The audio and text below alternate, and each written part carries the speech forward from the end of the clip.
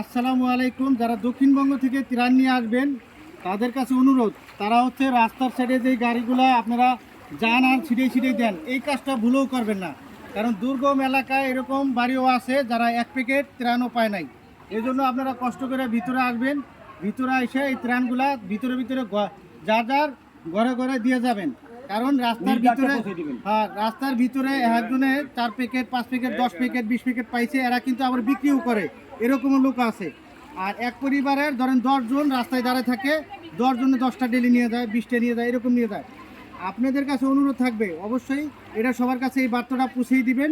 আপনাদের কাছে অনুরোধ থাকবে, যার যার দায়িত্ব নিয়ে এই দুর্গম এলাকায় প্রতিটা পরিবারের কাছে যদি আপনাদের দিতে ইচ্ছা হয়, দুইটা কষ্টে অর্জিত অর্থ আচ্ছা যার যার ঘরে পৌঁছে দিবেন। হ্যাঁ মামুন ভাই, আপনার স্থান জায়গাটার নাম বলে দেন।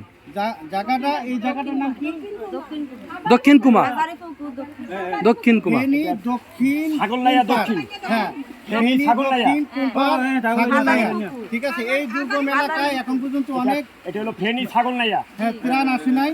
ফেনী ছাগলনাইয়া অনুরোধ থাকবে, যারা ফেনী ছাগলনাইয়া হাজারীপুকুর, তারা হচ্ছে রাস্তার পাশে মানে দিয়ে চলে যাবেন না, আপনাদের দায়িত্ব নিয়ে ঘরে ঘরে পৌঁছে দেন, তাহলে প্রতিটা পরিবারেই পাবে। কারণ এক পরিবারে 10টা 20টা পাইছে, প্রতিটা পরিবারে যাতে পায় ওই ব্যবস্থা করেন। একটু কষ্ট করেন, একটু শ্রম দেন। ধন্যবাদ।